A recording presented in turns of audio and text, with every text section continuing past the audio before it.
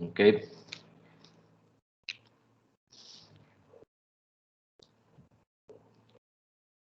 Eh, pues bueno, vamos a iniciar con nuestra sesión. Y pues el día de hoy nos toca revisar la primera lectura que ya de manera formal le da inicio al curso del día de hoy, ¿no? Bueno, más bien del día de hoy, del curso que nos toca, ¿no? Entonces, el texto se llama El mundo histórico de Wilhelm Dilthey. ¿Quién me puede decir quién es este señor?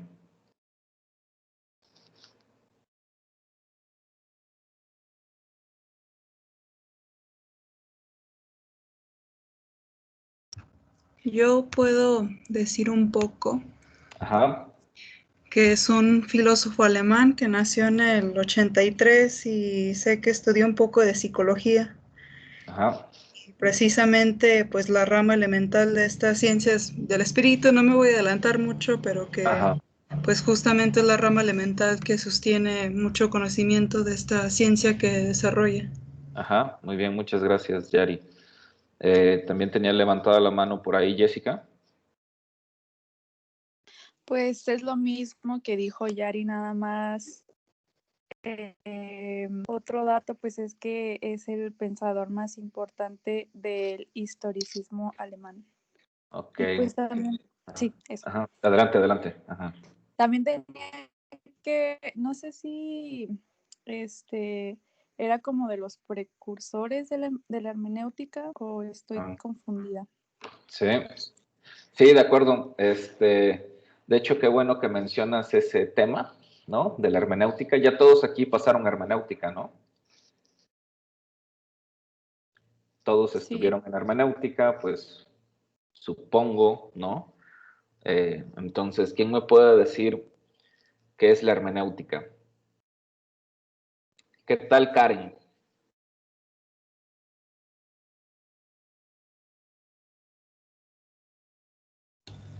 Es una rama filosófica que se centra en estudiar las interpretaciones. Muy bien, gracias, Abigail. Entonces, al hablar de hermenéutica nos referimos a temas de filosofía, ¿verdad? A ver, Luis Fernando López, ¿andas por aquí?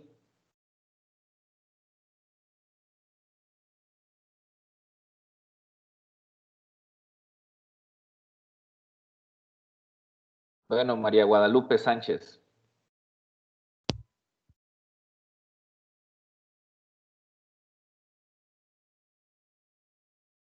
Profesor Richard, sí. Ah, ok. ¿Qué es la filosofía? Pues puede tener muchas opciones, pero yo lo vería como el estudio de la, bueno, del ser al pensar. No recuerdo bien, bueno, eso ya es otras, pero sí es como el estudio del ser, hermano, del pensamiento. Ah, ajá, ok, muy bien. Dice María Guadalupe, tengo un poco de problemas con mi micrófono.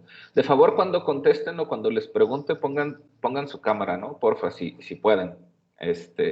Ok, entonces, entendemos por filosofía, ¿qué? Perdón, un estudio, o ¿qué dijiste? No te alcancé a escuchar lo último porque llegó el mensaje de Guadalupe. Sí, bueno, del estudio del pensamiento humano, del ser. Ujú. Ok. Entonces podemos entender por filosofía no tanto una ciencia, sino una serie de conocimientos, ¿no? Que involucran muchos aspectos de la vida, del ser. Sí, así es. Ok, bien. A ver, Luis Fernando, no, pero ya Luis Fernando Ceja. Luis Fernando Ceja, ¿qué entendemos por realidad?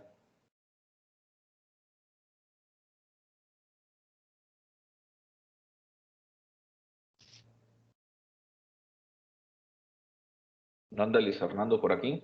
¿Ceja?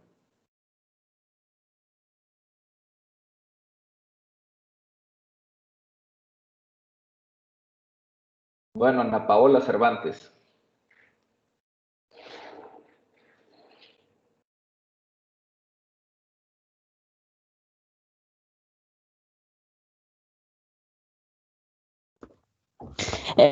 Pues es algo que existe, que podemos ver o algo. Ajá. Esa es la realidad. Ajá, Algo que existe. ajá. Ok. Bien. Muchas gracias. Pues bueno, a ver, ¿quién me puede decir qué otra cosa o qué otra idea se les ocurre que es la realidad?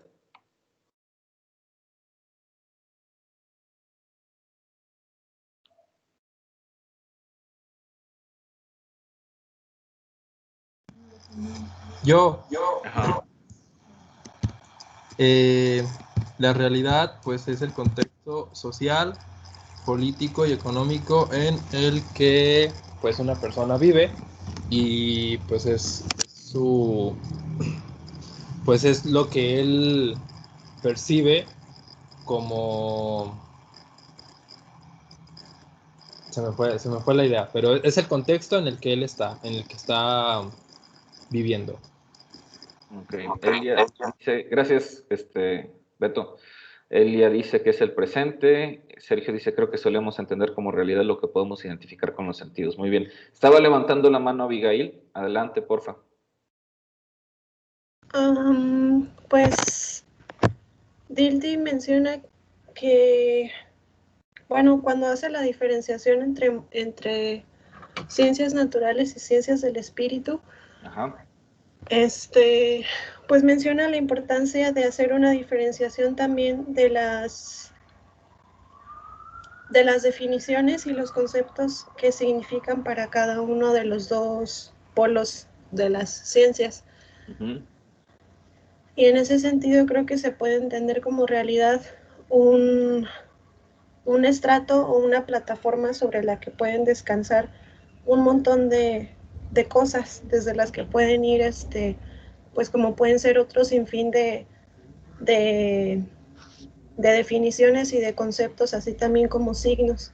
Uh-huh. Y ya díganse aquellos que pueden ser percibidos por medio de los sentidos humanos, Uh-huh. o aquellos que están más en el mundo de las ideas. Okay. Y sobre los que se pueden hacer distintas interpretaciones y significaciones. Muy bien, muchas gracias. Sí, en gran medida, antes de entrarle a la lectura, quería como abordar algunos conceptos generales, ¿no? Como qué es la filosofía, qué es la realidad, ¿no? Mi siguiente pregunta sería, ¿qué entendemos por naturaleza? ¿Qué es la naturaleza?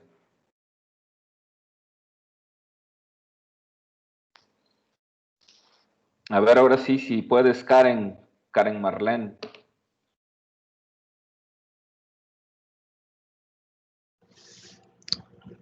Bueno, yo lo entiendo más como todo aquel lugar, o puede ser el ambiente en el que nos desarrollamos. Uh-huh. Como, no sé, por ejemplo, siento que incluso los lugares en donde estamos es parte de la naturaleza. Uh-huh. Bien, muchas gracias. ¿Y qué podríamos entender por experiencia? ¿Qué te parece, a ver, Maximiliano, si nos dices qué es la experiencia?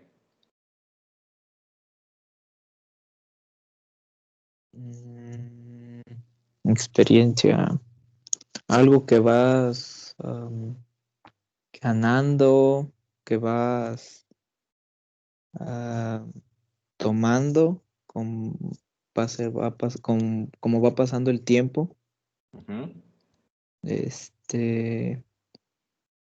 Y no sé, como que te hacen ver la realidad de diferentes maneras, no sé. Ajá. Ok. Bien, gracias. Bueno, pues vamos a empezar ya con, después de esta como breve introducción a ciertos conceptos que más o menos se van a abordar en la lectura. ¿Qué les parece si ahora sí ya hacemos nuestra revisión de la lectura, ¿no? Del mundo histórico? De entrada, ¿a qué les suena o qué se les viene a la mente con este título que le pone el autor a esta obra, el mundo histórico? A ver, Saúl, tú que tienes tu cámara, tú que eres de los pocos o el único que tiene tu cámara, ¿qué te hace sentido o qué te dice eso del mundo histórico? A ver, espérame un poquitito. Te espero un poquitito. Si quiere, váyale preguntando a alguien más porque dejé el archivo en otro lado y no lo encuentro. Ok, Jorge Luis Contreras.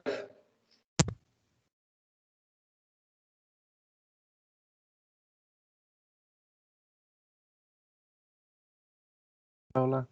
Hola. Hola. ¿Me repite la pregunta, por favor? Que me ¿Qué te agarraste dice el desayunando. título? ¿Qué te dice el título? Bueno, El título de la obra. bueno, ayer antes cuando empecé a leer antes de adentrarme, Ajá. sí me imaginé como que iba a ser como una idea de que antes no se veía tan a la historia, como que no se le daba un lugar, el lugar que tiene actualmente, y por eso después como que fue, durante la lectura me di cuenta como que si era algo así, donde se empezó a apreciar un poco más como la historia, ¿no? Y a crear, como dice ahí, un mundo más histórico, donde sí se le daba un lugar que merecía la historia. Claro, usando todos los conceptos que ahí nos dan un tanto medio enredosos, que sí se me complicaron un poco. Y sí, como para separar esas dos ramas, esas dos ciencias, nos decía ahí. Y sí, por eso siento como que fue para eso, como para darle un lugar a la historia dentro de la sociedad, ¿no? Dentro de la humanidad. Algo así, no sé. Muchas gracias, Jorge. Muy bien. Disculpa, Abigail, ¿todavía tienes la mano levantada? ¿Quieres participar o se quedó levantada? La dejé levantada, perdón, no la había No visto. pasa nada. Ok, bueno, como yo les dije en clases anteriores, para entender un texto, pues también hay que conocer al autor, ¿no? Saber quién es el autor. Ya no voy a repetir lo que nos dijo Yari, ¿no? De que este pensador, este filósofo, pues nació en la antigua Alemania, ¿no? Vivió en determinadas épocas, estudió filosofía, también es un interesado en el campo de la psicología, pero también es un interesado en el campo en general de las humanidades, ¿no? Y además de que sí, efectivamente es uno de los pensadores que va a influir muchísimo en el pensamiento hermenéutico, y estoy seguro que todos lo conocen porque ya llevaron hermenéutica y es de ley saber quién fue Wilhelm Dilthey junto con Schelling-Mayer. Seguro son nombres que le suenan, ¿no? Todo curso de hermenéutica debe de haber visto, aunque sea someramente, estos autores. Algo que además volverá trascendente para el estudio en general de las ciencias sociales o de las humanidades, es que Dilthey es de los que propone una separación entre lo que va a llamar las ciencias de la naturaleza y las ciencias del espíritu, ¿sí? Y bueno, él, además de que está interesado en ese pensamiento hermenéutico, en repensar más bien la hermenéutica, ya no nada más la hermenéutica entendida en el sentido tradicional primero de la filosofía como una herramienta de apoyo para analizar los textos sagrados o los libros políticos, sino la hermenéutica ya como una categoría filosófica, como una rama ya de la filosofía, no como una herramienta, no como un método más, sino como una rama de la filosofía que se preocupa por comprender, ¿sí? Y que se preocupa por comprender los sentidos, los significados, pero comprenderlos a través de interpretarlos, ¿sí? Y ahí entonces la hermenéutica es cuando toma esta fuerza o tiene este giro, ¿no? El pensamiento en ese momento, y la hermenéutica se convierte en el arte de interpretar, ¿sí?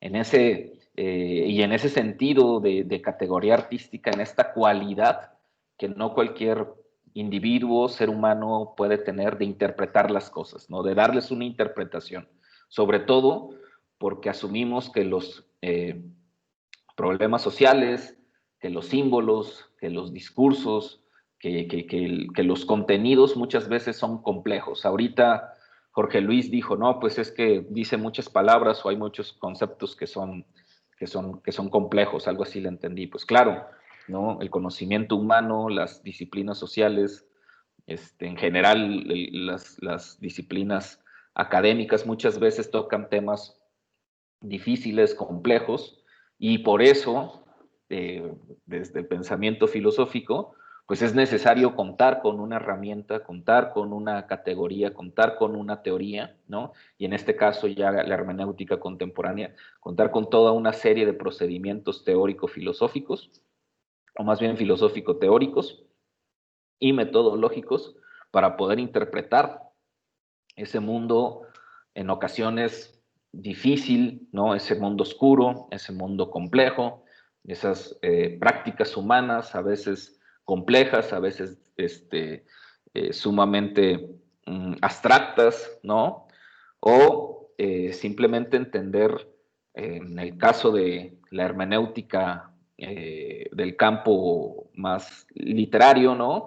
Comprender las obras, comprender los poemas, comprender una novela, ¿no? Comprender a veces las complejas narraciones que están presentes en estas obras, ¿no? Entonces, la hermenéutica como disciplina académica es medianamente contemporánea, ¿no? Por lo menos finales del 19, principios del 20, pero sobre todo va a crear este pensamiento hermenéutico con otros autores, o sea, con Schelling-Mayer y Dilthey serán quizás los iniciadores, pero van a venir otros autores que seguro también estoy convencido de que conocen, ¿no? Como Martin Heidegger o como Edmund Husserl, que le van a dar ese estatuto filosófico, existencial, ¿no? Fenomenológico a la hermenéutica y que van a culminar con otro autor alemán, con Gadamer, ¿no? Y su texto principal de sus planteamientos hermenéuticos, que es Verdad y Método, ¿no? En el cual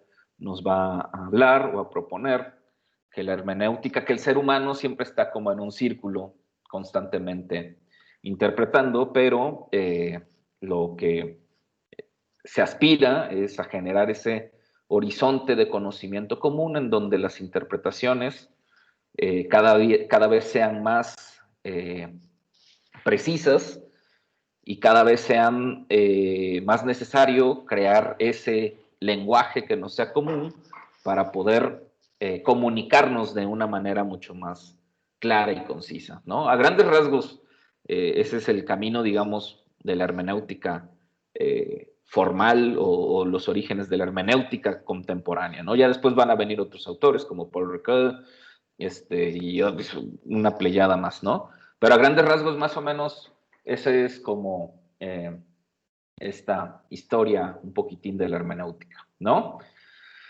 ¿Alguien más que quiera aportar sobre esta cuestión de la hermenéutica? La importancia de la hermenéutica.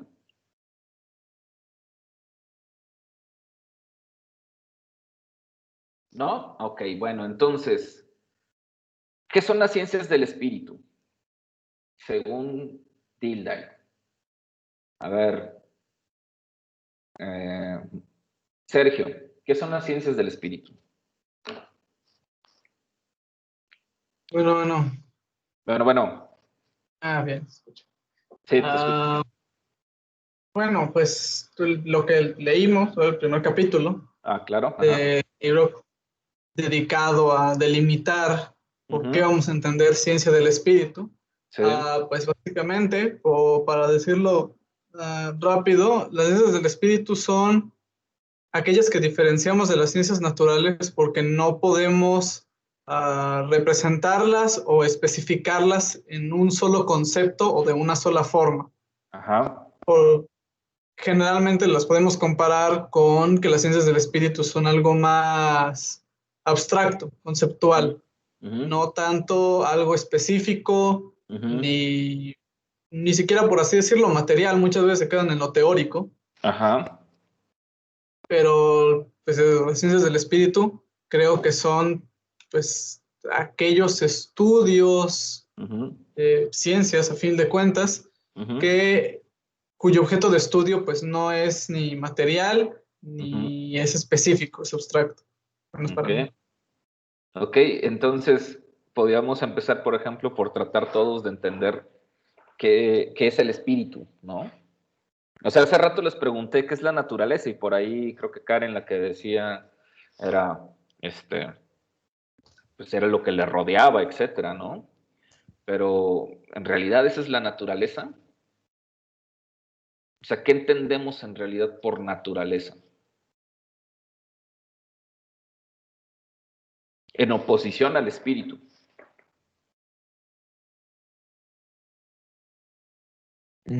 Que como lo acaba de comentar Sergio, las ciencias del espíritu no se pueden como englobar en una sola. O sea, es como esos tipos de términos como la cultura, como filosofía. O sea, tienes una idea, mas no puedes decir esto en sí es cultura y de aquí no lo puedes sacar. Ok. Siento que es algo así. Muchas gracias, Max. Muy bien. Yaritza. Yo, pues para poner un poco en contexto mi respuesta, para mí naturaleza sería todo aquello que ya existe y que no interviene el hombre. Entonces, por el contrario, para oponerse el espíritu, pues es todo aquello que nosotros atribuimos a nosotros como seres humanos. Entonces, las ciencias del espíritu pues nos sirven para conocernos mejor a nosotros mismos y lo que nos hace auténticos. Y pues lo que busca las ciencias del espíritu es comprender estas expresiones culturales. Que nos diferencia pues de la naturaleza, que nosotros mismos experimentamos y manifestamos esto, que es significativo a nosotros. Muy bien, muchas gracias, Yari. Stephanie dice, yo lo veo como la manera en que el hombre capta su mundo desde adentro. Muy bien, sí, muchas gracias a las dos. Sí, creo que podemos partir de esta noción, esta idea que propone Yari en primera instancia, ¿no? Que la naturaleza, a grandes rasgos, ¿no? Igual, obviamente existen varias disciplinas que la estudian, ¿no? La biología, la zoología, etcétera, ¿no? La naturaleza es todo lo que existe per se al ser humano, ¿no? O sea, antes del ser humano, todo lo que ni siquiera el ser humano ha descubierto, siquiera imaginado, siquiera pensado, pero que está previo a él, ¿no? Que no ha sido modificado ni tocado por su mano, y que igual si nos metemos en camisa de 11 varas, que me encanta meterme en camisa de 11 varas, podríamos llevar esta discusión hasta si es la naturaleza es la creación de un ser divino, ¿no? Que en algún momento se le ocurrió construir todo un universo y por lo tanto un planeta y en este planeta vida, etcétera, ¿no? O si esto es producto, plataforma terrestre en la que vivimos es producto de una serie de procesos mucho más complejos de entender, ¿no? En el universo, en una serie ahí tendremos que tener explicaciones físicas, ¿no? Para poder entender este orden o este origen desde una perspectiva más naturalista, ¿no? Pero lo que creo que sí podemos todos medianamente acordar es que la naturaleza existe independientemente del ser humano, ¿sí? Esté aquí el ser humano y, bueno, hay más seres vivos, ¿verdad?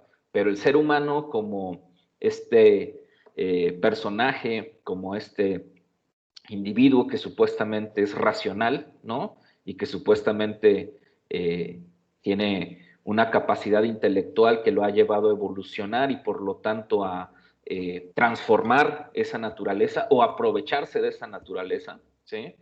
Independientemente de eso, esa naturaleza existe antes que él, ¿sí? Y después que él. Independientemente de él, esté o no esté aquí, la naturaleza, el mundo, tal cual, ¿no? Existirá, ¿sí? Y eso es real en el sentido no de una interpretación metafísica de las cosas, sino que la naturaleza es real porque la percibimos, porque la sentimos, porque la vemos, porque la tocamos. ¿Estamos?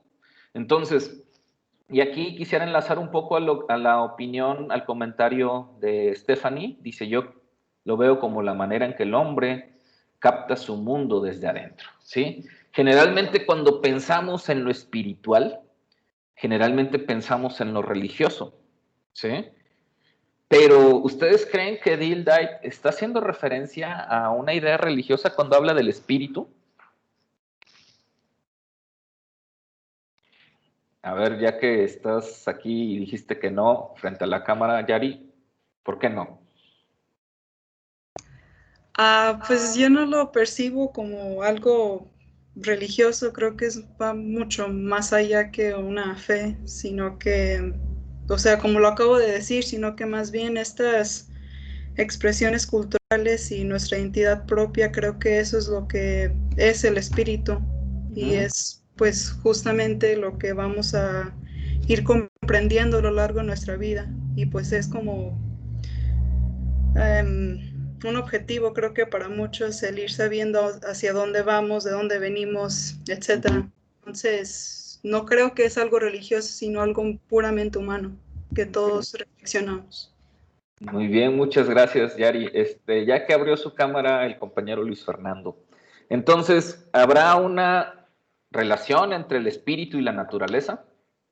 Porque finalmente es humano, el ser humano también pertenece al orden natural, aunque no lo quiera, ¿no? O aunque quiera dominar la naturaleza, pero finalmente el ser humano como composición bioquímica y física, biológica, pues finalmente es también parte de la naturaleza, ¿no? O sea, el ser humano es un animal más de la naturaleza. Pues yo no lo veo tanto así. No te escucho muy bien. Habla un poco más fuerte. Sí,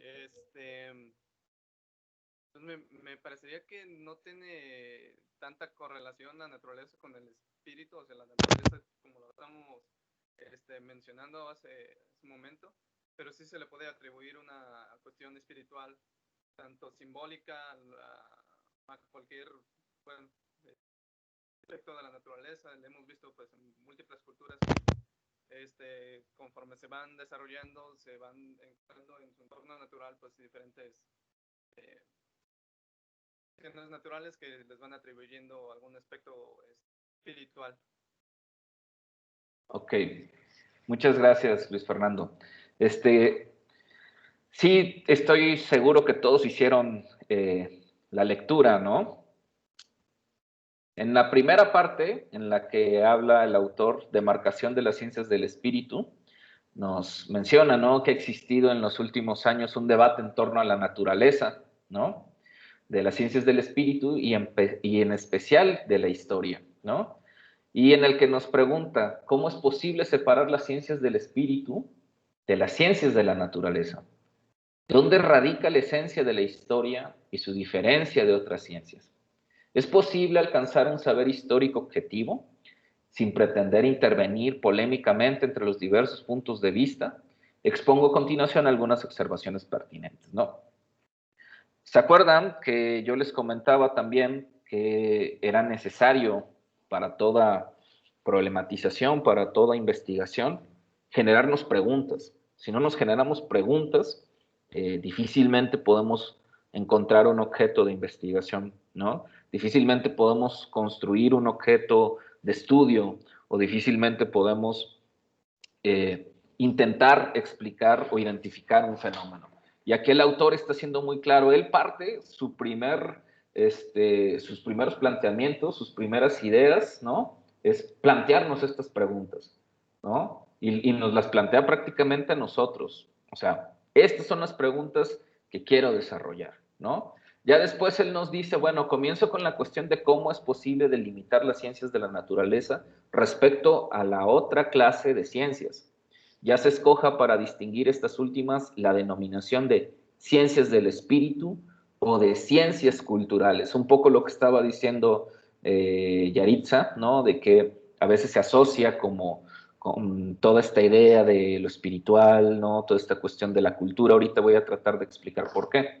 Sin embargo, aunque Dildite apostaba más por la idea de las ciencias del espíritu, y estoy de acuerdo que quizás no tenga este atisbo de religiosidad, todavía no podemos hablar de estudios culturales, porque de hecho el concepto de cultura apenas va a estar en desarrollo, y creo que a pesar de que puedan tener esta cercanía de que la cultura y el espíritu se entiende como una entidad abstracta, en realidad la cultura no es tan abstracta como parecería, ¿no? O como parece ser esa idea de espíritu. Después nos dice, la respuesta a la cuestión no es asunto de especulación, ¿sí? O sea, la respuesta no es especulativa, no se va a poner a especular con nada, ¿no? Pues tiene un fundamento firme en un gran hecho. Junto a las ciencias naturales se ha desenvuelto espontáneamente, impuesto por las tareas mismas de la vida, un grupo de conocimientos que se hallan enlazados entre sí por razones de afinidad y de fundación recíproca. La historia, la economía política, las ciencias del derecho y del Estado, la ciencia de la religión, el estudio de la literatura y de la poesía, del arte y de la música, la concepción filosófica del mundo, ya sea como teoría, ya como conocimiento del transcurso histórico, componen tales ciencias. O sea, para Dildite, estas son las ciencias del espíritu. Si se fijan, no está hablando ni de antropología ni de sociología, porque todavía apenas están naciendo, ¿no? O sea, todavía no existen como disciplinas científicas. Apenas se estará por ahí haciendo algunas primeras definiciones, pero en realidad todavía no son conocimientos concretos, académicos, ¿no? Sin embargo, economía política. ¿Qué es la economía? ¿Qué estudia la economía? A ver, Anaísis, ¿qué es la economía?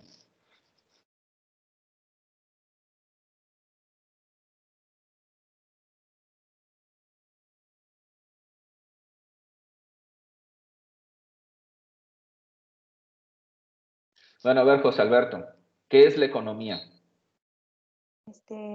Ah, ya contestó. Perdón, no puedo aprenderlo.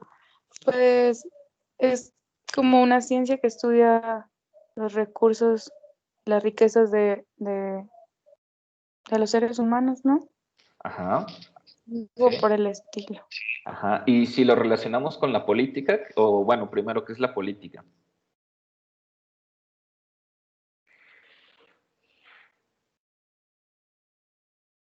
A ver, ¿quién le quiere ayudar? ¿Qué entendemos por política? A ver, Saúl, ¿qué es la política? Yo por política entiendo mantener un orden en algún grupo. Ajá. Un orden como de liderazgo. Ajá. Sí, liderazgo. A ver quién es el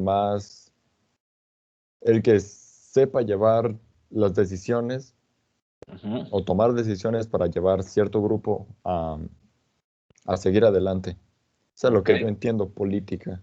Muy bien, gracias. Jessica Estefanía, ¿qué es la política?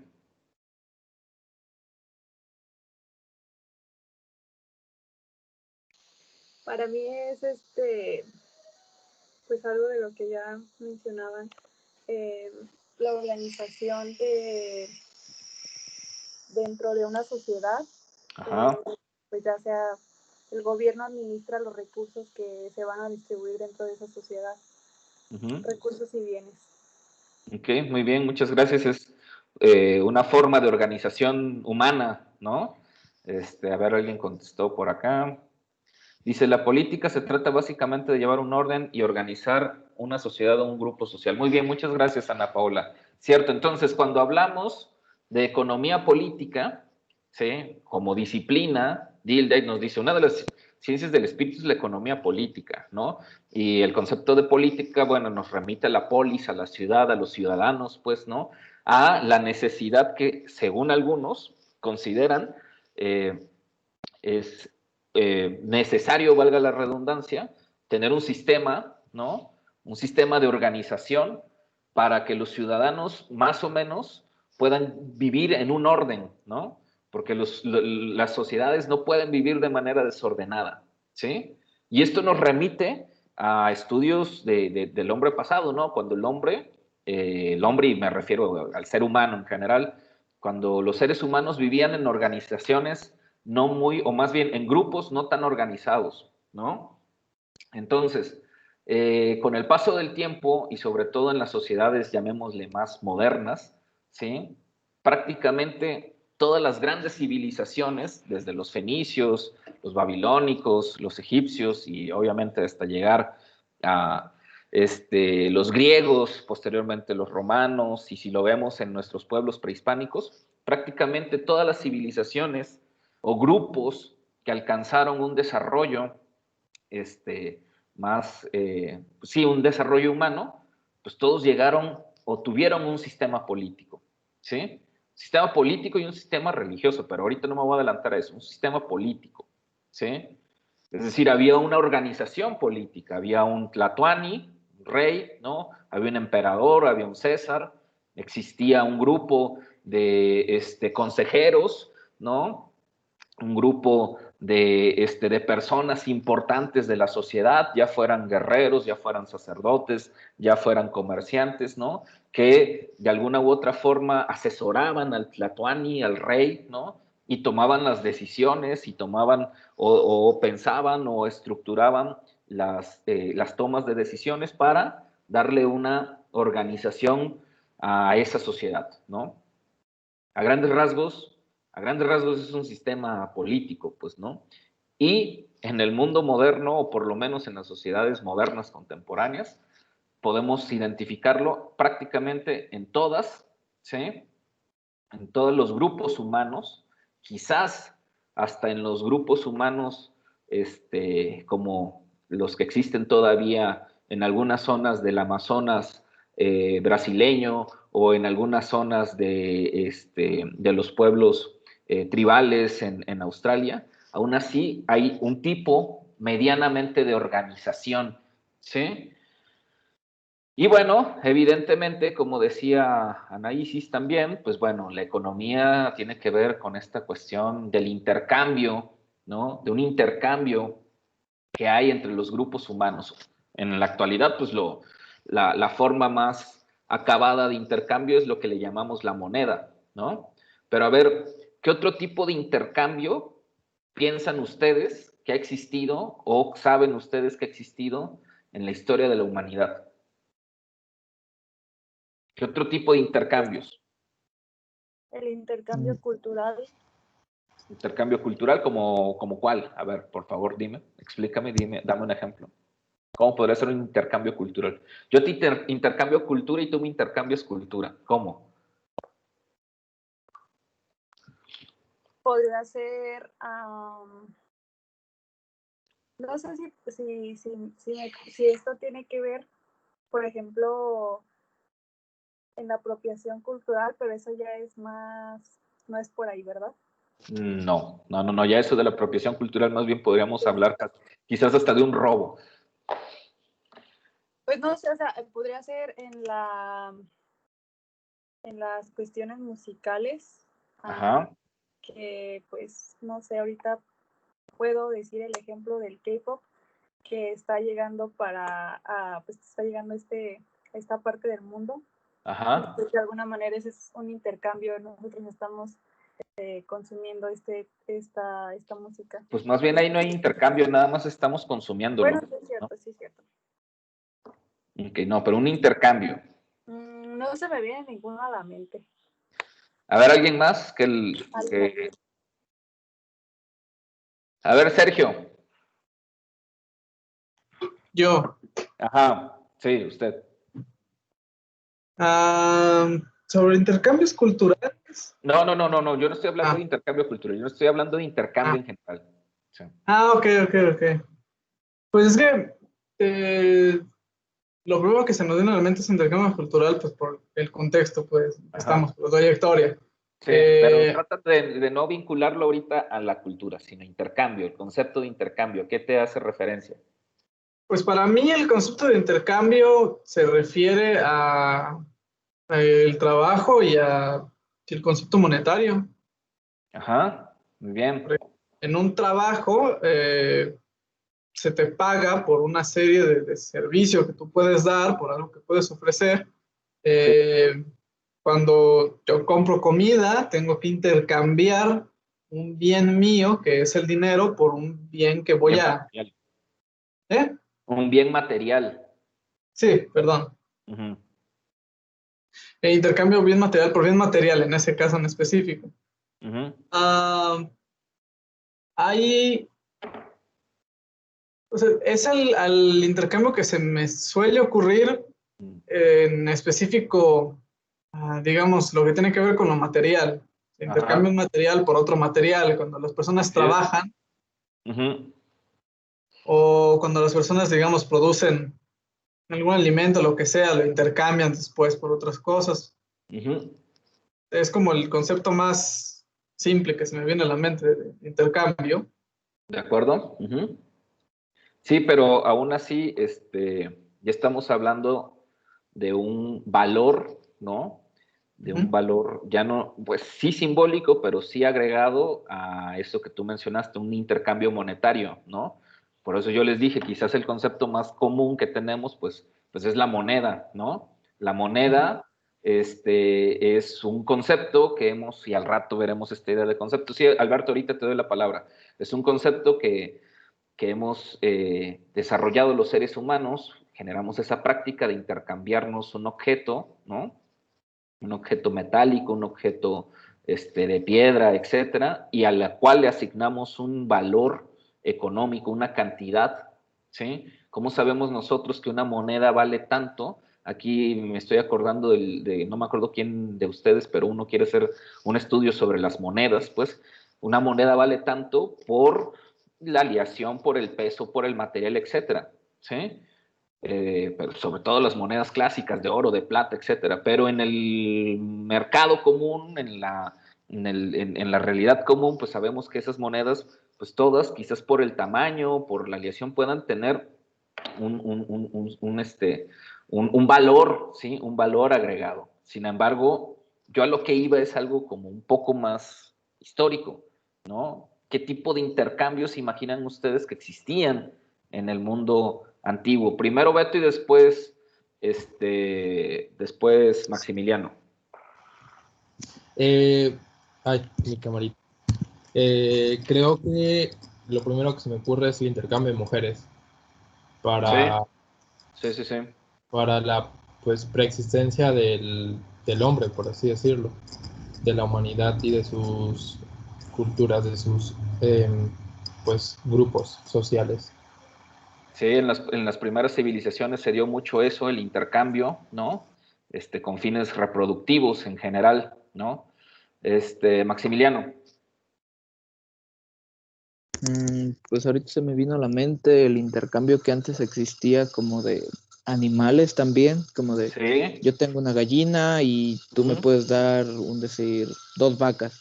Y pues a veces no era muy justo como que ese trato, como de, pues ¿por qué te voy a dar un animal? Pues sí, no era muy justo, ¿verdad? Una gallina por 2 vacas es un robo, ¿no? Pero bueno. Pero sí, o sea, sí se daba la idea la tienes. Sí, la idea la tienes.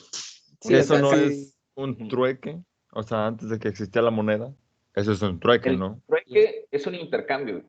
Sí. Un trueque es un intercambio. Yo tengo un objeto, ¿no? Un disco, ¿no? Súper valiosísimo, que no se encuentra prácticamente ya en ningún lado, ¿no? Y tú puedes tener, no sé, una guitarra, ¿no? Y aunque son básicamente objetos que, digamos, que tienen o que forman parte de una misma cultura musical, ¿sí? Aunque no tengan un valor económico, que lo tienen, cada uno de nosotros le asignamos un valor, ¿no? Un valor específico, emotivo, emocional, qué sé yo, ese disco me lo regaló mi papá y es el primer disco de Pink Floyd, qué sé yo, y es una edición hecha en Inglaterra, qué sé yo, ¿no? Y tú tienes una guitarra de Paracho hecha por el artesano más famoso de Paracho, qué sé yo, ¿no? Y por lo tanto podemos intercambiar uno y otro objeto porque tienen un valor no económico, quizás un valor sentimental, ¿no? Y quizás hasta un valor económico, o le asignamos un valor económico equitativo y por lo tanto se viene este trueque, ¿sí? Que finalmente o a es lo un mejor intercambio. pues, ya no económico, sino histórico. Puede ser histórico, ¿sí? Es decir, los intercambios entre los seres humanos, ¿sí?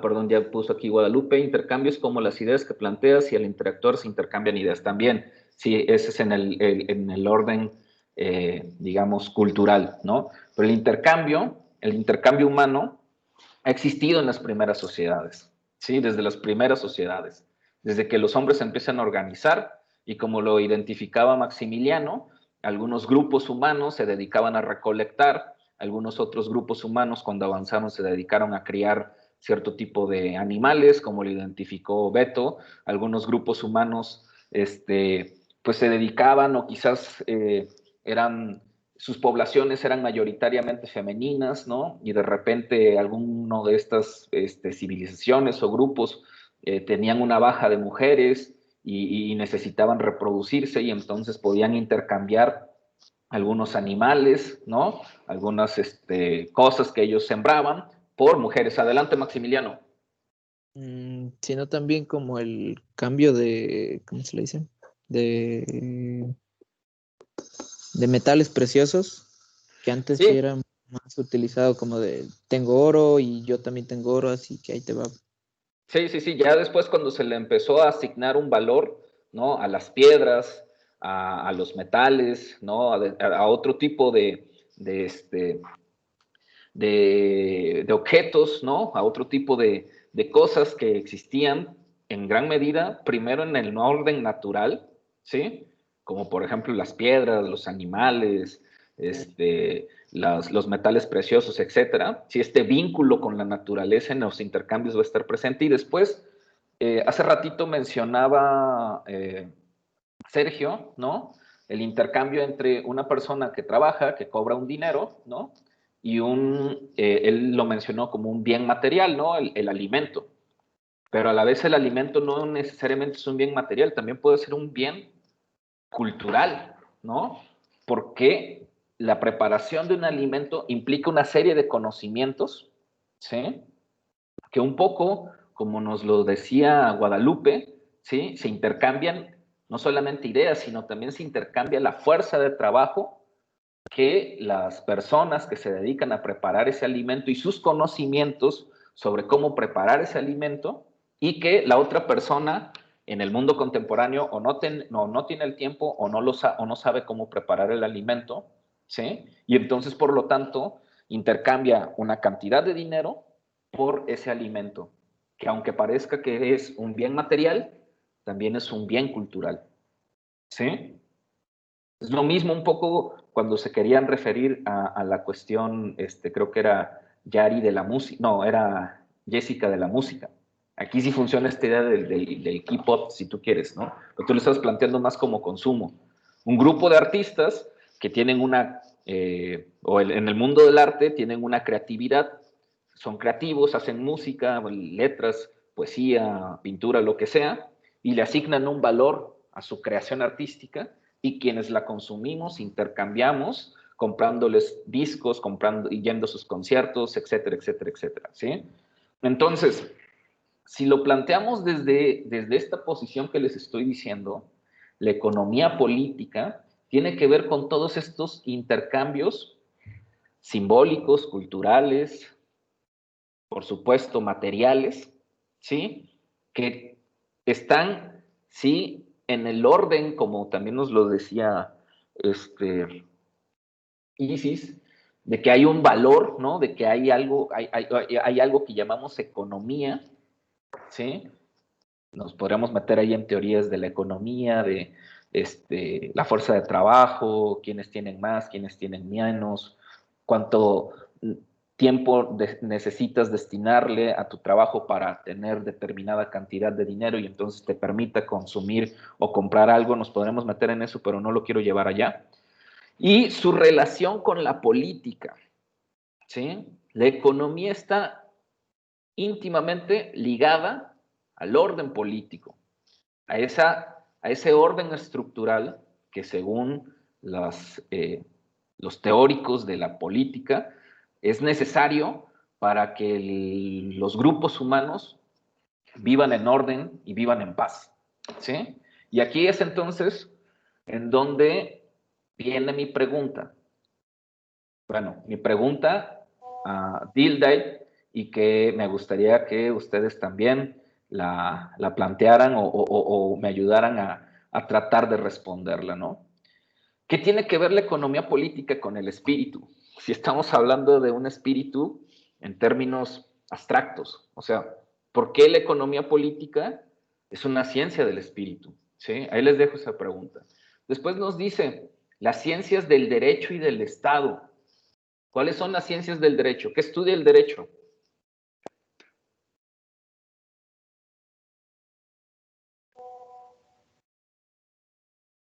A ver, Jorge Luis.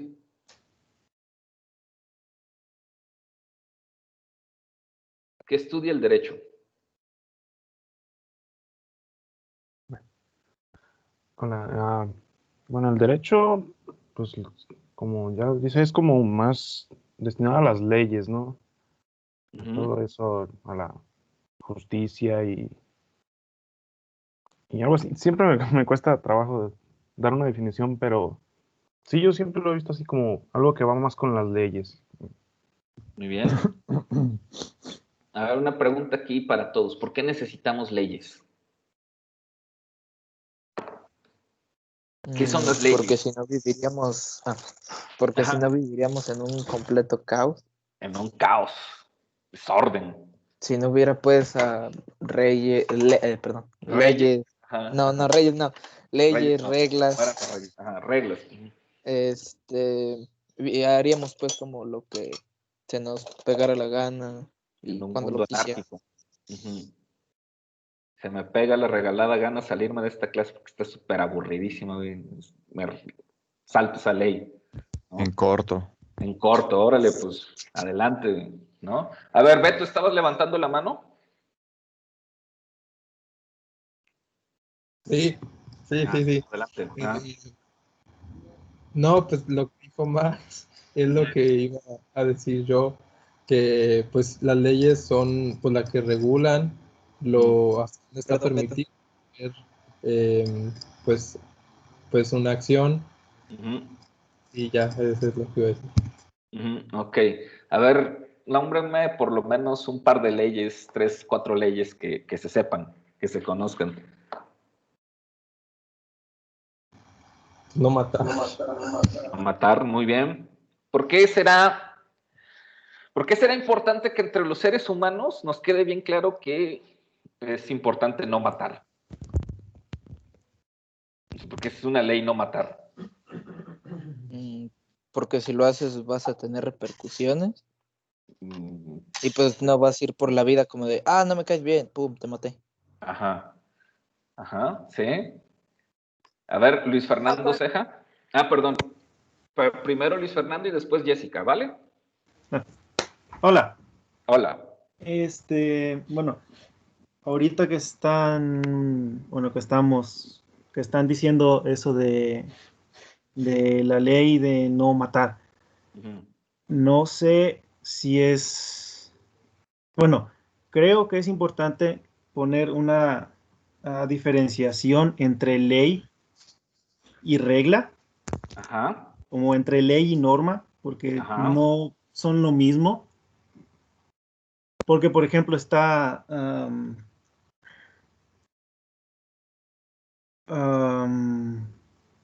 una ley puede explicar que la educación,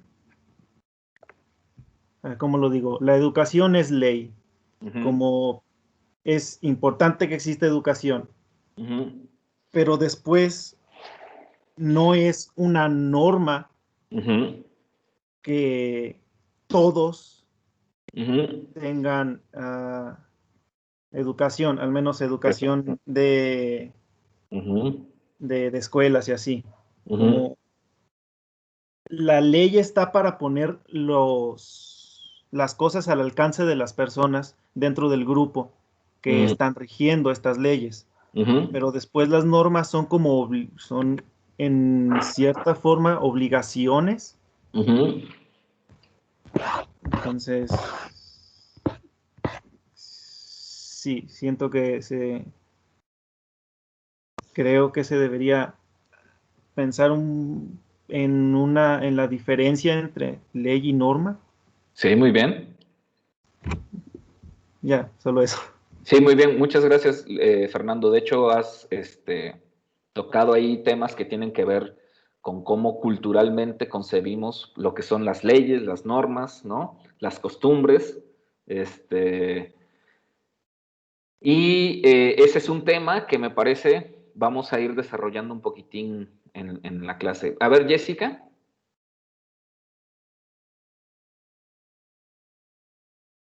Bueno, ahí de lo que dice Beto, que es una ley que no debemos matar, ¿dónde podríamos poner lo que pasó en el Holocausto? Que pues el mismo gobierno mataba. Sí. Sí, muy bien. O podemos poner en contexto lo que son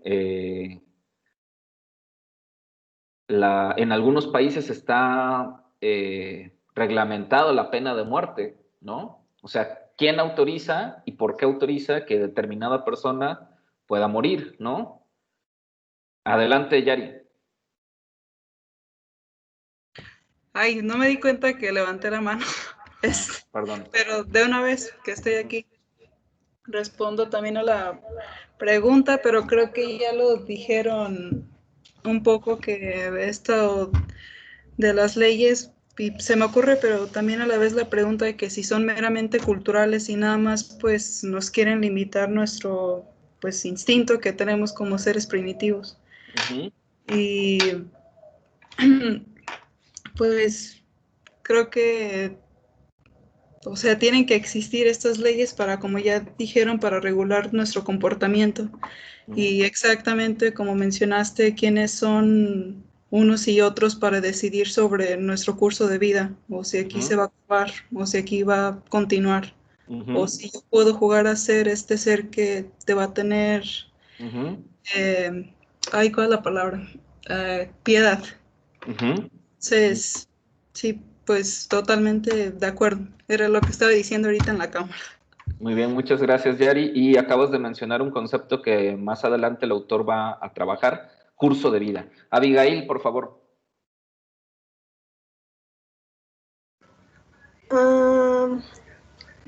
Hace poco leí en internet era una publicación que decía, y que viene al caso, que el hecho de que existan leyes contra el homicidio, contra la explotación o contra el trabajo infantil son un recordatorio de que existe un sistema que, de no estar legislado, pues los podría cometer. Y creo que las leyes son un recurso sobre los cuales nos podemos amparar contra pues injusticias o situaciones de desventaja. Muy bien, muchas gracias, Abigail. Pues sí, a grandes rasgos creo que todos entendemos que hay una diferencia, ¿no?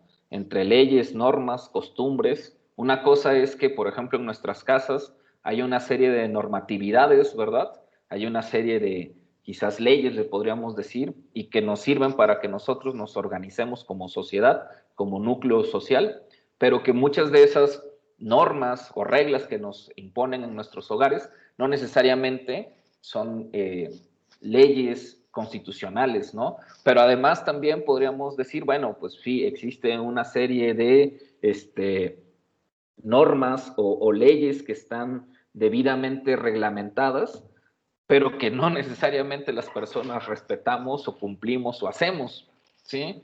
Entonces, lo que sí podemos entender, y así, o me gustaría que entendiéramos, es que el estudio del derecho, y como nos dice el autor, y del Estado, es decir, está vinculado a la idea de Estado, que ahorita brevemente platicamos, obviamente están ancladas en la historicidad, están ancladas en la cultura, ¿no? Hay un espíritu de las leyes, de hecho, se ha debatido y se ha escrito mucho sobre ese, cuál es el espíritu de las leyes, porque efectivamente las primeras normatividades, muchas están ancladas a lo religioso. Es más, hay varios estudios del derecho, si no mal recuerdo por ahí en la introducción de un texto de Michel Foucault, planteaba que las leyes pues finalmente se habían creado con base a las leyes, o por lo menos el mundo moderno, el mundo occidental moderno, muchas de sus leyes estaban ancladas pues en los 10 mandamientos, ¿no? Y eso tenía que ver con una cuestión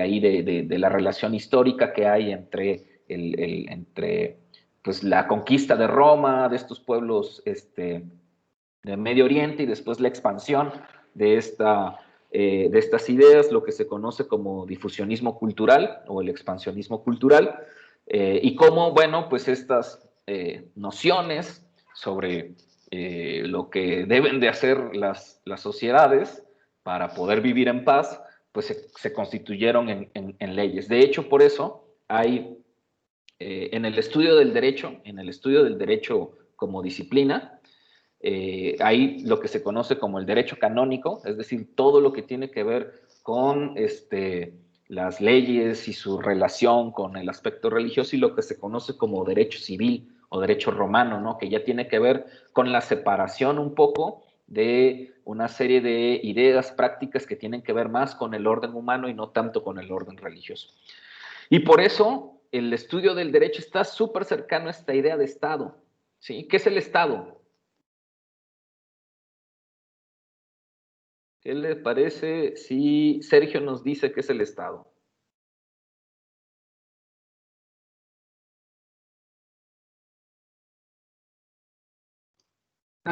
Pues, es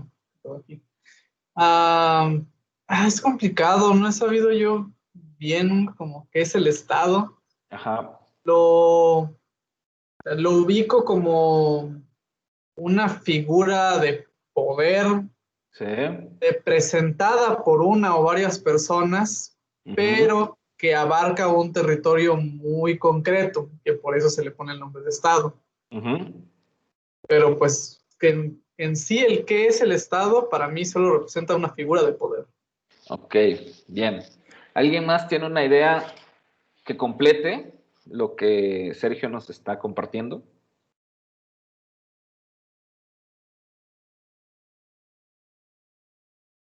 Podría ser Ajá, José. Una institución que se encargue de regular lo que pasa en la sociedad. Sí. Sí, muy bien. Gracias. El Estado, sobre todo en el sentido moderno, pues, el Estado es ese sistema, es esa organización, ¿no? Que se compone por diferentes instituciones representadas o que tienen un representante, ¿no? Al menos en el país en el que vivimos, pues sabemos que el Estado se compone por esas instituciones gubernamentales, pero también por su sociedad, ¿no? Nos dice Elia, para mí el Estado es una organización política de determinado territorio. Sí, de acuerdo. El Estado está anclado a una espacialidad. ¿Se acuerdan cuando hablábamos del concepto de espacio? Hace algunas clases, ¿no? El Estado obviamente está ligado a esa idea de territorio. Eso es lo que se conoce como Estados-nación, que es la evolución de los reinos, la evolución de esos espacios territoriales que antes estaban distribuidos en reinos, y que con todas las transformaciones que se dan en Europa y la separación iglesia-estado y con la, digamos, con la separación de los poderes del monarca a un derecho civil, a un estado civil, pues entonces nacen estos llamados estados-nación, ¿no? Que van a quebrantar o que van a romper con estas monarquías o con estos imperios gigantescos, y poco a poco cada uno en Europa, cada uno de estos territorios identificados con, con una lengua, con una cultura, con una religión en algunos casos, con algún tipo de tradición o práctica, pues nos va a dar, o va a dar como resultado, pues el nacimiento de los estados, y en algunos casos, pues van a ser identificados hasta con una serie de símbolos, ¿no? Como una bandera, como un himno, como un símbolo que los identifica, ¿no? Como parte de esta agrupación, y que los habitantes o los componentes de ese estado, ¿no? Los miembros de ese estado, pues tienen esos vínculos, ¿no? Que están en el orden cultural, que están en el orden político, que están en el orden social, ¿no? Entonces, el Estado, en sentido moderno, sí, pues es una organización de carácter político, pero también de carácter económico, que, digamos, comprende un espacio territorial, pero que no solamente, y como a veces erróneamente entendemos o nos han hecho entender, el Estado son esas instituciones, ¿no? O el Estado son esos representantes de esas instituciones, que al menos en el país pues está dividido en tres, ¿no? Que es el Ejecutivo, el Legislativo y el Judicial, ¿no? Esas tres figuras del Estado existen por, ¿no? Por los miembros del Estado, es decir, por sus habitantes. En gran medida el Estado, en sentido moderno, son esas instituciones, pero son sus habitantes. Es decir, el Estado somos nosotros también, ¿no? Nosotros formamos parte de ese Estado, nosotros le damos sentido al Estado, nuestros impuestos, nuestros, pues sí, en general nuestros impuestos son los que le dan el sustento económico al Estado, ¿no? Ya sea que pertenezcamos al sector privado, al sector público, informal, como sea, nosotros, la sociedad, es la que le da sentido al Estado, en el sentido contemporáneo, pues, ¿no? Pero bueno, a grandes rasgos, el estudio del derecho, como lo está entendiendo Dildite, y el estudio del Estado, pues son ciencias del espíritu, nos diría. Y así nos podríamos ir, ¿no? Y quizás con las otras podamos tener más ejemplos, y yo me gustaría que ustedes los pensaran, ¿no? Las ciencias de la religión, evidentemente se vuelve un poco más complejo, ¿no? Porque pues ahí viene el concepto de espíritu en términos religiosos, ¿no? Como esta cualidad abstracta que tienen los seres humanos, ¿no? Como esta característica que tienen ciertos rituales, ¿no? Que tienen un halo de espiritualidad, que tienen esa idea metafísica, ¿no? Que en algunos casos se vincula con lo que le llamamos el alma, una especie de esencia, ¿no? Que no es física, sino que es abstracta, y que, pues bueno, para algunos pensadores, filósofos, poetas, artistas, o en todas las doctrinas, sobre todo de extracción judeocristiana, pues se habla de ese espíritu, ¿no? De esta idea, ¿no?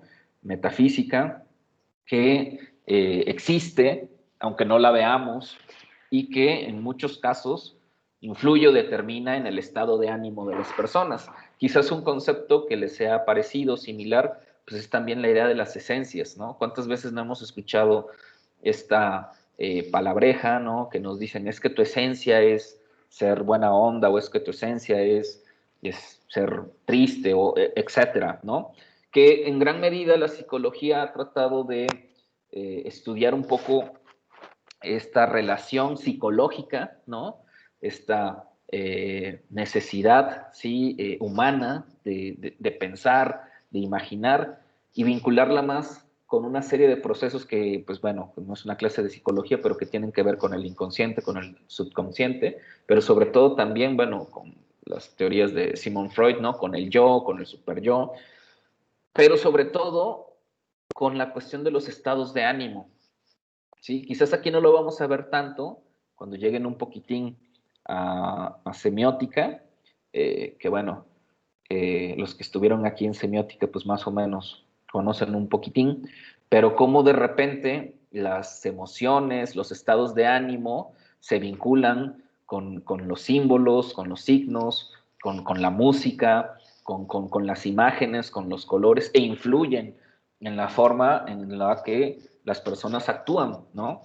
Y estoy seguro que por ahí habrán visto, porque hay un montón de luego de infografías ahí en Facebook y en las redes sociales, de cómo determinado tipo de música, pues obviamente influye en el estado de ánimo de las personas. Y si la persona acaba de pasar un momento triste, un momento difícil, un momento alegre, o su contexto histórico está atravesando por una serie de situaciones, ¿no? Y al escuchar determinado tipo de ritmo, determinado tipo de música, determinado tipo de letra, pues evidentemente eso, ¿no? Su contexto más su estado de ánimo más lo que escucha, pues evidentemente pues genera un tipo de reacción, pues, ¿no?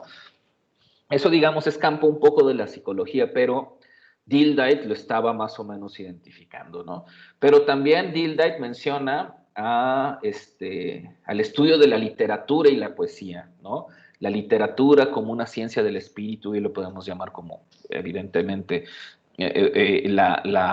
como parte de la cultura, ¿no? Las grandes novelas, los grandes cuentos, las grandes leyendas, ¿no? La literatura popular, la poesía, ¿no? Como contenedora de ese espíritu de la humanidad, ¿no?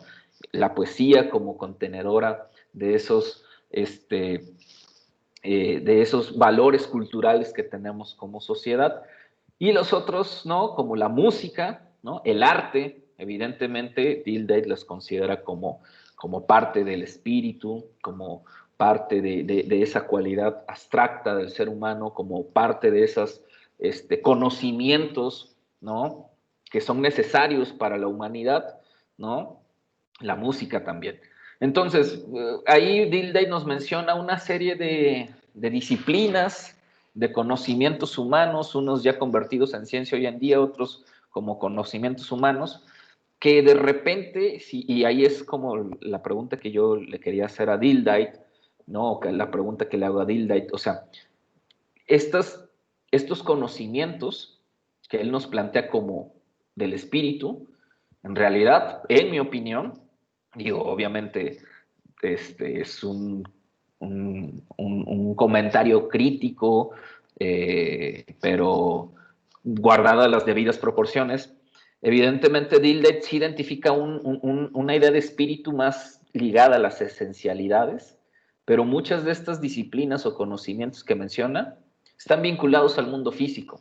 Es decir, para hacer música se necesita de ese elemento físico, ¿sí? Necesitas instrumentos, si no, no hay música, pues, ¿no? A menos que sea un cantante y a través de su voz pueda crear sonoridad, ¿no? Pero finalmente es una cuestión física, ¿no? Para hacer arte, y sobre todo en el momento en el que está Dildite, pues estamos hablando de pintura, estamos hablando de escultura, entonces hay una relación con el mundo físico, ¿no? Es decir, de repente el concepto de ciencias del espíritu, que parecería para algunos que nada más es hablar de lo abstracto, de lo complejo, de las ideas, etcétera, en realidad Dildite no lo está pensando tan así, o podríamos hacer una lectura de que estas ciencias del espíritu también tienen un vínculo con el mundo, con el mundo material, ¿sí? Y por eso nos lanza esta pregunta: ¿dónde reside el parentesco entre las mismas? Y ahí nos dice que tratará de llegar a las explicaciones y va a tomar algunas precisiones, sobre todo con los conceptos de realidad, de objetividad, que bueno, un poquitín los vimos, ¿no? Pero a lo que voy estoy en la página 92, espero que ustedes también estén siguiendo la lectura. Al inicio de esa página, lanza él una pregunta: ¿qué es lo común a todas estas ciencias en su relación con los hombres, en la relación entre estos y con la naturaleza exterior? Y aquí es en donde realmente quiero escucharlos un poco ustedes y el ejercicio que van a hacer, que están haciendo con lo de la fotografía, pero un siguiente ejercicio que les voy a pedir, ¿sí?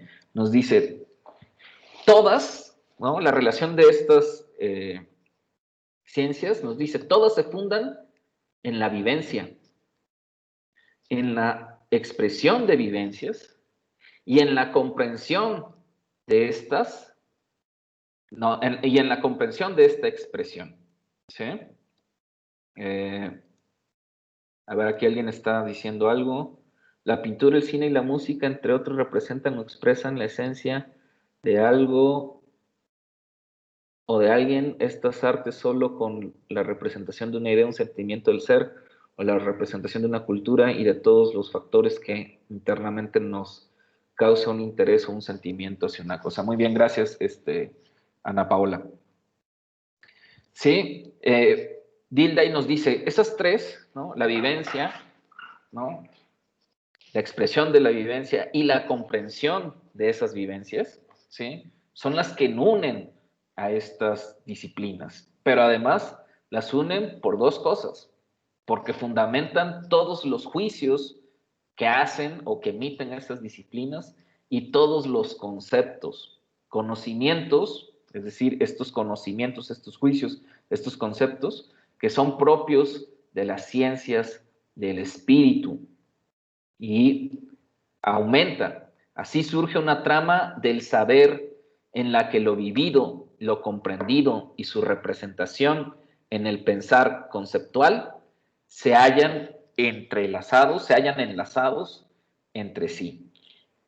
¿Qué creen que nos esté intentando decir Wilhelm Dilthey con esta cita? ¿Qué les parece? Bueno, Stephanie, lo puedes comentar en el chat. ¿Qué les parece? A ver, a Abigail, ¿a qué te suena esta cita? Porfa. ¿La que está en pantalla? Ajá, sí, la de...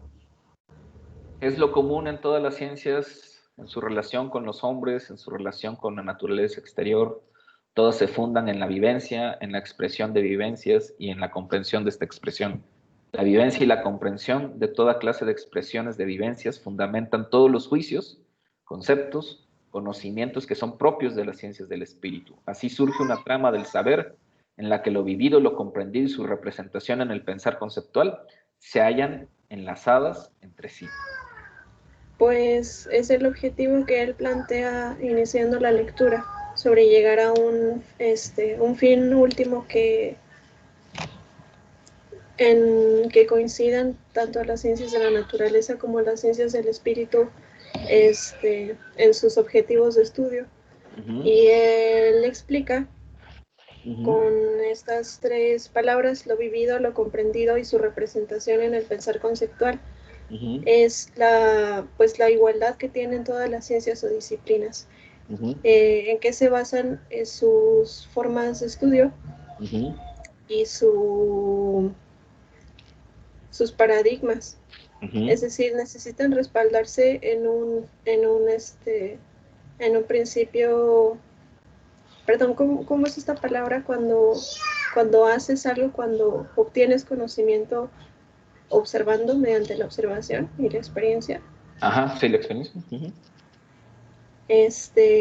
Pues primero tiene que haber observación y un contacto medio con el fenómeno. En eso coinciden todas las ciencias y todas las disciplinas. Luego, pues hay un proceso que lleva a la comprensión de ese fenómeno y luego está la representación. Dígase el registro y la explicación de ese suceso o de ese fenómeno, o una posible hipótesis o una teoría que intente explicar. Pues esa es una representación.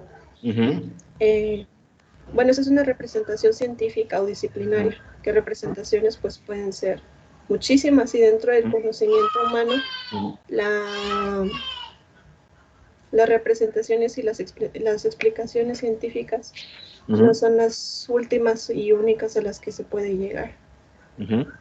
Muy bien, muchísimas gracias, Abigail, muy claro, ¿sí?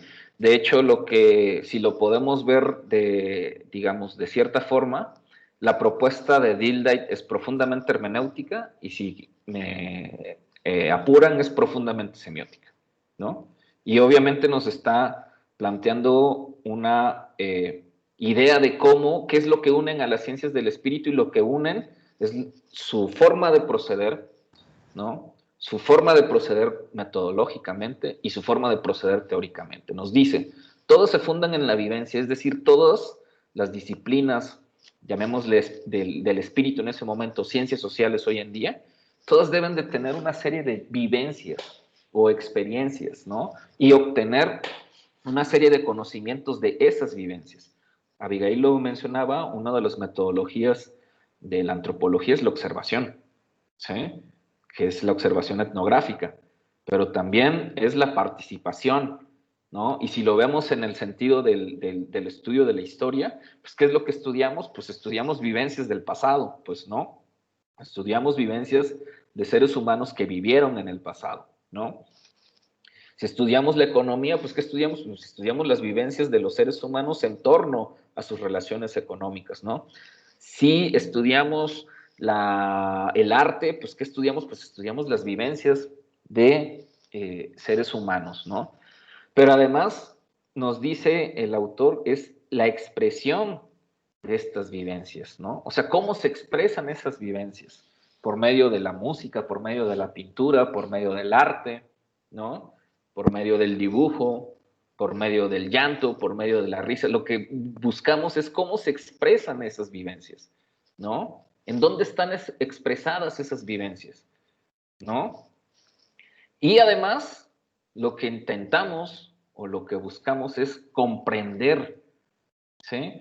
Hace, casi cuando iniciábamos, me parece que fue Jessica la que decía, ¿no? Que estas finalidades de conocernos como seres humanos, conocernos como individuos, etcétera, pues es ese ejercicio, también un ejercicio hermenéutico, es un ejercicio histórico, ¿no? De conocernos, de conocernos por esas vivencias que hemos tenido, y el asunto es cómo recordamos, cómo expresamos, cómo nos acordamos de esas. Al ratito veremos, si es que nos da tiempo la sesión del día de hoy, esta cuestión de la memoria, ¿no? Pero en gran sentido, el autor nos está hablando de, ok, sí, son las vivencias, pero ahora son las expresiones de esas vivencias, ¿sí? Y lo importantísimo que es comprender esas vivencias, ¿sí? Pero además nos dice, ¿no? Surge esa trama, esa historia, esta trama del saber, esta narración del saber, en la que lo vivido, lo comprendido, perdón, y como nos decía, y nos hacía énfasis nuestra compañera Abigail, ¿no? Y su comprensión en el pensar conceptual, ¿no? ¿Qué será el pensar conceptual, Saúl?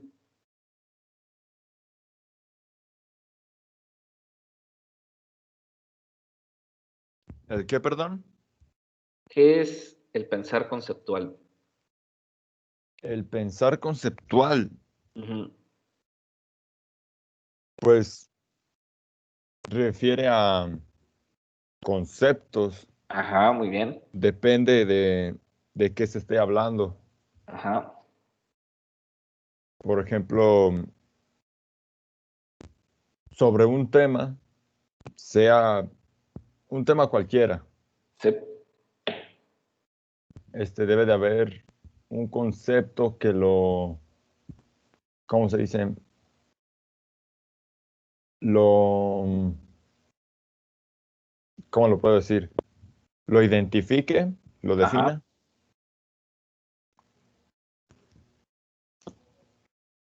Ajá. Algo así puede ser. ¿Algo más? Parece que no. Ok. A ver, Maximiliano, ¿qué es un concepto?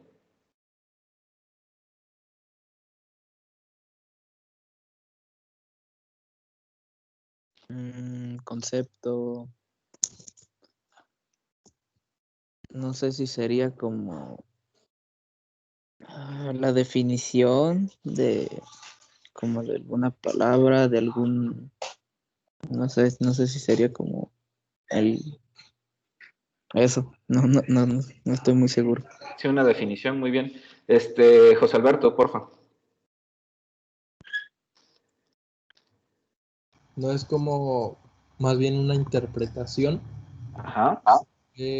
Pues alguna filosofía, ciencia o cualquier pues argumento que se nos pueda presentar, ya que pues puede tener distintas variaciones en su entendimiento.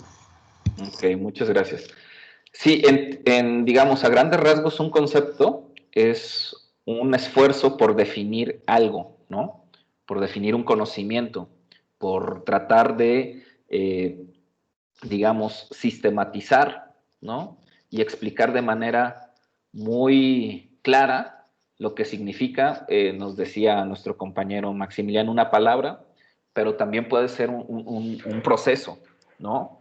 O un hecho, o una teoría, ¿sí? O una categoría, ¿sí? Por ejemplo, el concepto de género. ¿Qué es el género? ¿Qué entendemos por género? Pues hay una definición, ¿no? Hay un concepto que explica qué es el género, ¿no? ¿Qué es la sexualidad? Pues hay un concepto de sexualidad, ¿no? Bueno, sabemos cultura, ¿no? El concepto problemático de cultura. ¿Por qué? Porque de repente ciertas definiciones o ciertos conceptos empiezan a volverse vagos porque empiezan a surgir muchas propuestas más, ¿no? A las que vamos a llamar categorías, ¿sí? Y si se fijan, el autor nos habla de ellos, ¿no? En las primeras, bueno, después de esta cita que les decía, de las ciencias del espíritu y de la cuestión de su vivencia, del pensar conceptual, nos dice, y en esta trama se ha dado todo el grupo de ciencias que constituyen el factum que se halla en la base de la teoría de las ciencias del espíritu, todas las propiedades que, con razón, han sido destacadas como constitutivas de la esencia de estas ciencias, se derivan de esa naturaleza común. Así, por ejemplo, la relación peculiar que dentro de este grupo guarda lo singular, lo individual, lo que ocurre una sola vez con las uniformidades de tipo universal. Así la relación especial que se halla, ¿no? En que se halla, perdón, la conexión causal con los valores que se realizan dentro de ella. Pero tenemos todavía más. Todos los conceptos directivos con los que opera este grupo de ciencias son diferentes de los conceptos paralelos de la ciencia natural. En las primeras, la realidad tiene un sentido diferente que en nuestro saber natural cuando la predicamos con sus objetos físicos. Las categorías contenidas en la vivencia y la comprensión y que hacen posible la representación de estas en la ciencia son también de otro género. La objetividad del saber que persiguen tienen también otro sentido.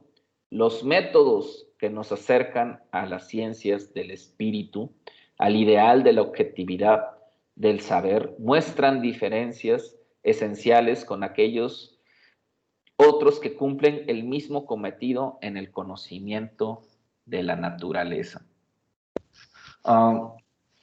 ¿Quién me quiere responder? Yo me adelanté un poquitín y mencioné por ahí, por ejemplo, la cuestión del, bueno, Abigail la mencionó, la observación, pero yo mencioné la observación participante. José Alberto, ¿quieres decir algo?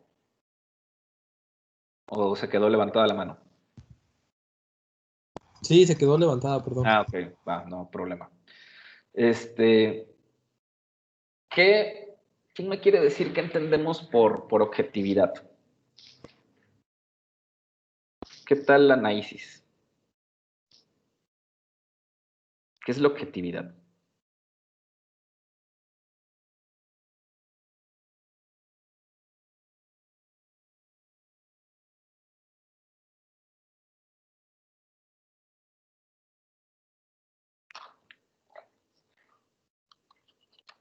¿Alguien quiere ayudarle? A ver, adelante Abigail. Abigail y luego Luis Fernando, porfa. Pues es el fin primero de la cientificidad y es parte del principio que pretende alcanzar la ciencia, con quitar del camino todas las hierbas y obstrucciones que puedan perturbar los resultados de una investigación científica. Es decir, tratar de mantener la pureza en el proceso de la obtención del conocimiento. Muy bien, muchas gracias, Abigail. Ana Paola nos decía cualidad del objeto. Muy bien, también estaba Luis Fernando y luego Jessica. Sí, bueno, en objetividad pues se puede ver como esa parte de si vas a dar tu opinión, darla desde de una perspectiva alejada de tus propios prejuicios, con base a argumentos que sean sólidos, que sean de fuentes fiables. Muy bien, gracias. Jessica y después José Alberto.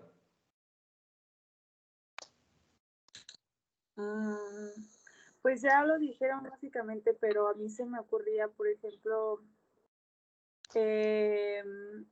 si decir la cualidad de ese objeto, por ejemplo, no sé si si la hoja es verde y que el otro también esté de acuerdo en que esa hoja sea verde. Entonces, pues sí.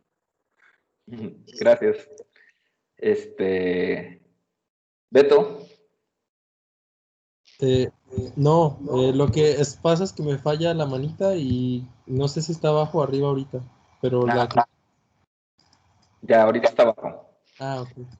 Ok, entonces, a grandes rasgos podremos decir que esta idea de objetividad, ¿no?, nos remite a un objeto, ¿no?, y que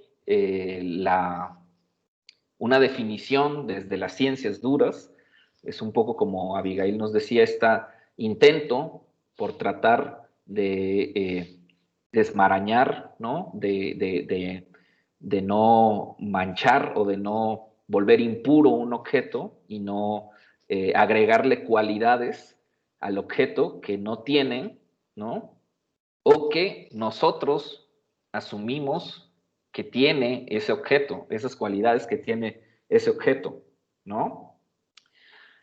A grandes rasgos, todos podemos, digamos, ante una situación de la vida, ¿no?, una situación de nosotros, que nos involucre a nosotros, ¿no?, podemos ser objetivos ante la vida. Somos objetivos, por ejemplo, si estamos en una discusión con alguien, tocando un tema difícil, tocando un tema polémico, por ejemplo, la despenalización del aborto, ¿sí?, es un tema más o menos contemporáneo, ¿no?, que ha llevado a muchos y a múltiples debates.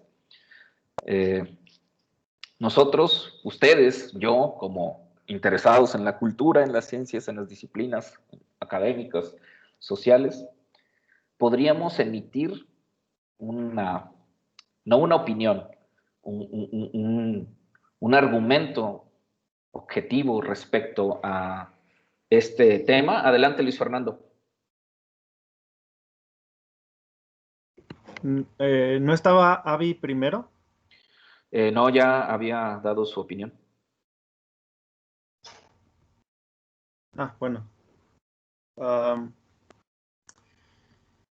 Pues es complicado ser 100% objetivo, más en los campos que, por ejemplo, esta carrera estudia, porque, bueno, en cierta forma, ser objetivo en una ciencia exacta es fácil, por eso se llaman ciencias exactas, porque las cosas están bastante bien definidas, incluso antes de que se descubran. Por ejemplo, en cosas de física, en cosas de matemáticas, las cosas son como son. Y las ciencias lo que hacen es codificarlas de una forma en la que el humano lo entienda. Pero siguiendo el ejemplo de la despenalización del aborto, por ejemplo, no es algo que ya existe. Es algo primero que el humano crea. Primero la idea de lo que es el aborto, de lo que es el nacimiento, de lo que es la vida, de lo que no es la vida. Y como no está ya 100% definido, es muy complicado decir que que una u otra cosa que se dice es la real y es la objetiva. Ajá. Ambos lados tienen argumentos. Y si ambos lados tienen argumentos, ya tienen una ideología de una u otra forma. Por ejemplo, las personas que son pro vida tienen su argumento de que el feto, desde que se concibe, desde que el esperma llega al óvulo y se hace la unión, la fecundación, ya está vivo. Pero también pues la otra parte puede decir, no, eso todavía no es vida, porque todavía no tiene cerebro, no está el corazón, no tiene terminaciones nerviosas, no piensa, etcétera, etcétera. Y aunque se está hablando un poco de biología, dentro del debate se están utilizando pues argumentos de un lado y de otro, con una ideología hacia un lado o hacia el otro. Entonces no está completamente claro si alguna de las dos partes es 100% objetiva. Sí, muy bien. Muchas gracias, Luis Fernando. Abigail, ¿habías levantado la mano?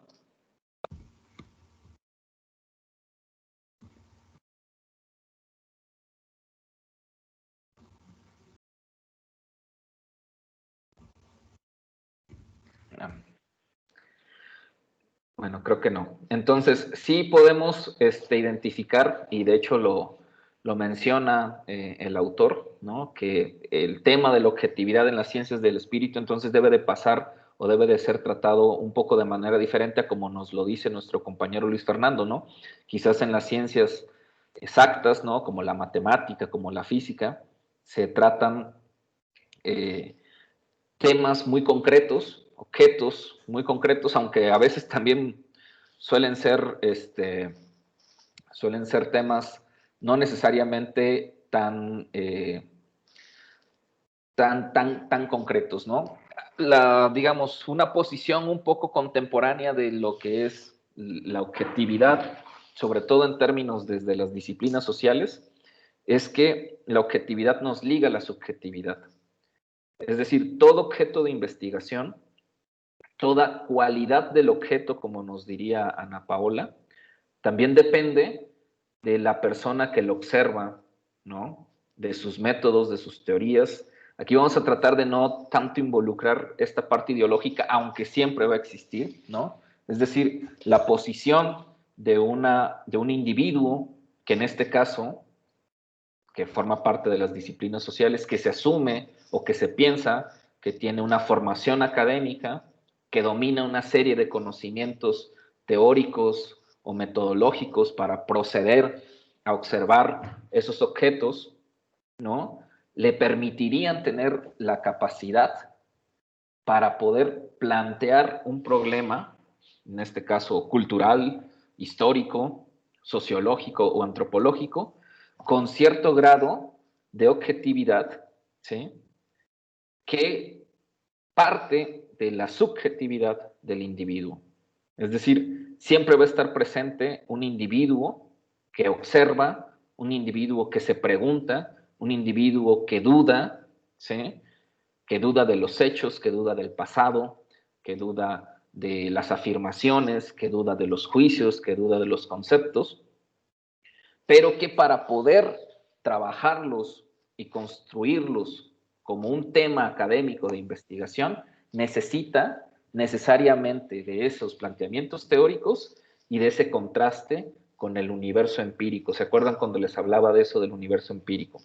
De la experiencia, de la vivencia, ¿sí? Por eso, si regresamos a nuestra lectura, nos dice muy bien el autor ese vínculo entre la vivencia, la expresión de esas vivencias y la comprensión por medio del pensar conceptual, ¿sí? Por eso la importancia de los conceptos, por eso la importancia de pensar conceptualmente, ¿sí? Porque pensar conceptualmente es un pensar que, digamos, es un pensar racional, es un pensar que ha entendido o es un pensamiento que parte de teorías, de métodos, de proposiciones epistemológicas, es decir, del conocimiento, ¿no? La acumulación de esos conocimientos, y entonces observa, trabaja con esas vivencias y con las expresiones de esas vivencias. ¿Sí? Entonces, si procede de esa forma, o si proceden de esa forma las ciencias del espíritu, como nos diría el compañero Luis Fernando, no están haciendo ideología. Las ciencias del espíritu no están haciendo ideología. Se están haciendo preguntas sobre el pasado, sobre las vivencias, se están haciendo preguntas sobre esas expresiones, ¿no? Sobre esas expresiones de vivencias de manera conceptual. ¿Sí? Y por lo tanto, y aquí es en donde quiero ir cerrando esta clase, esta primera acercamiento a Dildate y al mundo histórico. El mundo histórico es un concepto. Para Dildate, hablar de mundo histórico, es uno de los conceptos principales de sus planteamientos filosóficos. Hay un concepto, ¿no? Podemos entender el mundo histórico como un concepto, ¿sí? Que ese concepto parte de las vivencias de los seres humanos que le dan sentido al mundo histórico, pero el mundo histórico tiene diferentes formas de expresión, ¿sí? Es decir, estudiar el pasado, estudiar la historia, es estudiar vivencias del pasado, de seres humanos, vivencias de seres humanos en un tiempo pasado, cercano, lejano, etc. Pero hay que estudiar sus formas de expresión de esos seres humanos, y eso compone al mundo histórico. ¿Sí? Mañana no vamos a tener la sesión, porque pues mañana es día de asueto por esta vivencia del pasado que nos hace celebrar el Día de la Independencia en México. Pero recuerden, la siguiente sesión, que es la del jueves, tienen el ejercicio de presentarnos una fotografía. Yo les dije que la fotografía podía ser de ustedes, de sus familiares, de un paisaje, de algo, pero esa fotografía debe de ser una expresión de una vivencia. ¿Estamos? ¿Sí? Y quiero que elijan muy bien esa fotografía, porque después van a hacer un siguiente ejercicio. Si mañana, el jueves nada más van a mostrar esa fotografía y por qué la escogieron. Pero después de ese primer acercamiento a esta fotografía o esta expresión del pasado, ¿sí? Van a hacer un siguiente ejercicio. Y por eso necesito que escojan muy bien la fotografía que van a mostrarnos. ¿De acuerdo? ¿Ok? Entonces, nada más para recapitular, nos quedamos en la página, entre la página 92, 93. Sí quiero que lean a partir de la 94 hasta la 97, que ya nos quedan poquitas páginas para que el jueves podamos cerrar en unos 40 minutos esta lectura y después pasar al ejercicio de su fotografía. ¿Hasta aquí hay alguna duda, comentario? ¿Qué les pareció la lectura? ¿Les pareció muy compleja? ¿Les pareció difícil? ¿Maneja un lenguaje complejo, accesible? ¿Todo bien? Sí, adelante, pues, Abigail. Perdón, primero estaba hablando Maximiliano y luego Abigail. No, que primero de Abigail. Ok, adelante, Abigail, por favor. Solo es una duda. ¿La foto tiene que ser del archivo personal o...? Sí, personal. Sí. Pues a mí sí se me hizo media complicadilla la ¿cómo se llama? La lectura. Ajá. Sí le di como 2, 3 repasadas, y sí me tuvieron que ayudar ahí mis compañeros, porque sí, no lo había entendido muy bien. Ok, pero ahorita con estas explicaciones, como la vamos llevando, así, ¿no? Irnos lento, ir analizando párrafos, conceptos clave, palabras clave, ¿te ayudó a entender un poco mejor la lectura? Sí, ya okay. Nada que ver que como estaba al principio. Gracias, Max. Yari, porfa. Y después tengo una duda respecto a los reportes de lectura, que sí. Si va a seguir siendo que nosotros elegimos una de las 2 lecturas que hagamos en la semana. Sí. ¿Seguirá siendo así? Así va a ser, nada más que esta semana no hay reporte de lectura hasta cuando empiezan las exposiciones. Ah, ok, va, gracias. De hecho, a ver si la clase del jueves les muestro en general el formato de reporte. Aquí ya los tengo elegidos, un formato y un ejemplo, y se los voy a pasar. De todos modos, ustedes ya los tienen, pero se los voy a pasar a los compañeros que se integran por primera vez a trabajar de manera más formal conmigo. Abigail.